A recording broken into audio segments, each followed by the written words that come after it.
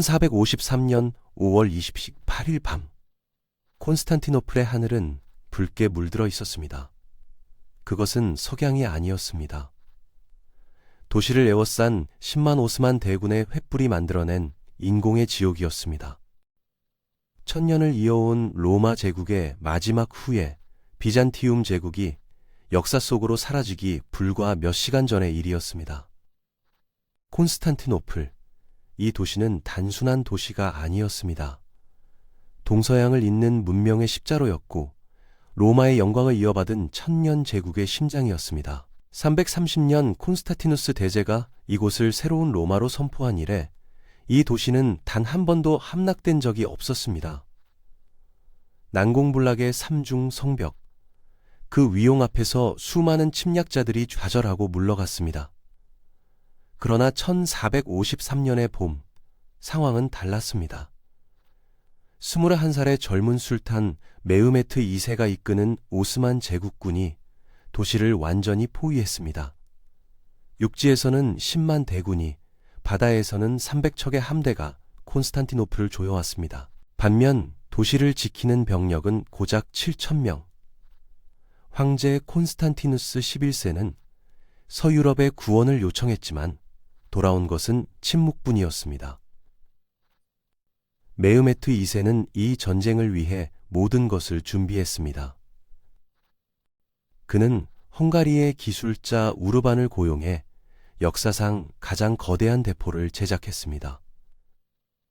길이 8m, 무게 17톤에 달하는 이 괴물 같은 대포는 500kg이 넘는 석탄을 발사할 수 있었습니다. 대포알 하나가 날아가면 대지가 흔들렸고 그 굉음은 멀리 10km 밖에서도 들렸습니다.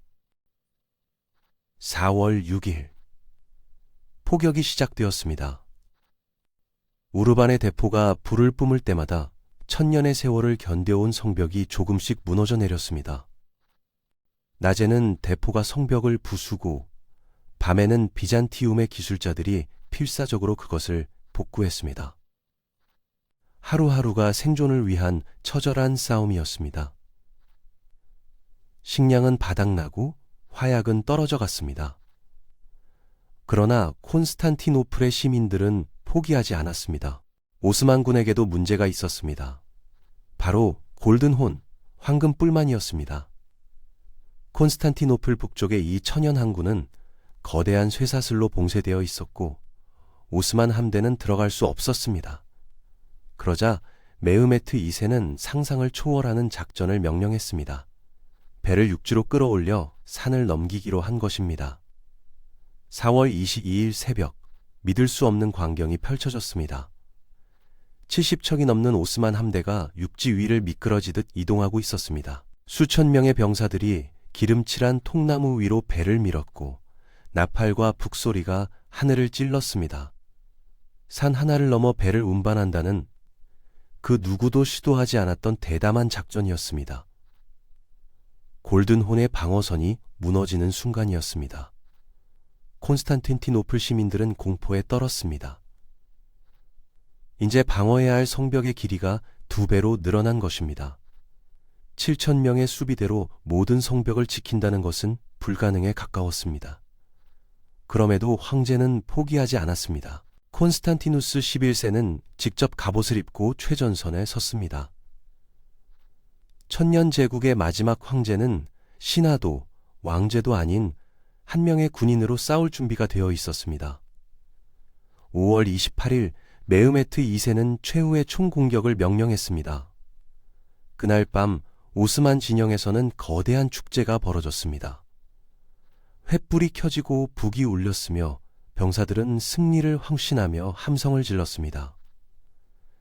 반대편 콘스탄티노플에서는 성 소피아 대성당에 시민들이 모여 마지막 미사를 올렸습니다. 황제도 귀족도 평민도 모두 함께 무릎을 꿇고 기도했습니다. 천년 제국의 마지막 기도였습니다. 5월 29일 새벽 1시, 공격이 시작되었습니다. 첫 번째 물결은 바시바주크, 비정규군이었습니다. 그들은 사다리를 들고 성벽으로 돌진했습니다. 대부분이 쓰러졌지만 그것은 수비대를 지치게 만들기 위한 전략이었습니다. 두 번째 물결은 아나톨리아 정규군이었습니다. 이들은 더 조직적이고 강력했습니다. 성벽 위에서는 끓는 기름과 돌이 쏟아졌고 칼과 창이 부딪히는 소리가 새벽을 찢었습니다. 그리고 마침내 세 번째 물결, 예니체리 군단이 투입되었습니다. 술탄의 친위대이자 최정예 부대인 그들은 흰 모자에 붉은 깃털을 꽂고 완벽한 대형을 유지하며 전진했습니다. 북소리에 맞춰 한 발 한 발 그들은 죽음을 향해 행진했습니다. 수비대는 이미 지칠 대로 지쳐 있었습니다. 밤새 두 차례의 공격을 막아낸 그들에게 남은 것은 의지뿐이었습니다. 운명의 순간은 케르코포르타라는 작은 문에서 찾아왔습니다. 누군가 그 문을 잠그는 것을 잊었습니다. 오스만군이 그 틈을 발견했고 병사들이 물밀듯이 성벽 안으로 쏟아져 들어왔습니다. 동시에 거대한 대포가 만들어낸 성벽의 틈새로도 적들이 밀려 들어왔습니다. 방어선이 무너지기 시작했습니다. 콘스탄티누스 11세는 마지막 순간까지 싸웠습니다. 그는 황제의 표식을 벗어던지고 말했습니다. 제국은 무너졌다. 나는 이제 황제가 아닌 한 명의 전사로 죽겠다. 그리고 그는 적진 속으로 뛰어들었습니다. 그의 시신은 끝내 발견되지 않았습니다. 천년제국의 마지막 황제는 역사 속으로 사라졌습니다. 정오가 되자 전투는 끝났습니다. 오스만군의 깃발이 성벽 위에 휘날렸고 메흐메트 2세는 승리자로서 콘스탄티노플에 입성했습니다. 그는 성 소피아 대성당에 들어가 무릎을 꿇었습니다.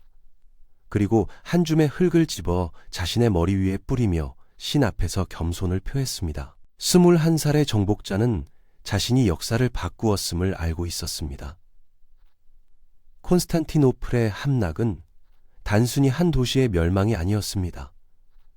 그것은 중세의 종말이자 새로운 시대의 시작이었습니다. 비잔티움 제국의 학자들은 그리스와 로마의 고전을 가지고 서유럽으로 피난했고 그들이 가져간 지식은 르네상스의 불꽃을 당겼습니다. 유럽인들은 새로운 무역로를 찾아 대항해 시대를 열었고 세계는 완전히 다른 모습으로 변해갔습니다. 1000년을 이어온 제국은 하룻밤 사이에 무너졌지만 그 유산은 결코 사라지지 않았습니다. 오늘날 우리가 서 있는 이 문명은 비잔티움이 지켜낸 1000년의 시간 위에 세워진 것입니다. 역사는 이렇게 말합니다. 어떤 제국도 영원하지 않지만 위대한 문명의 정실은 시대를 넘어 살아남는다고. 역사의 숨결을 느끼셨다면 구독과 좋아요로 함께해 주십시오.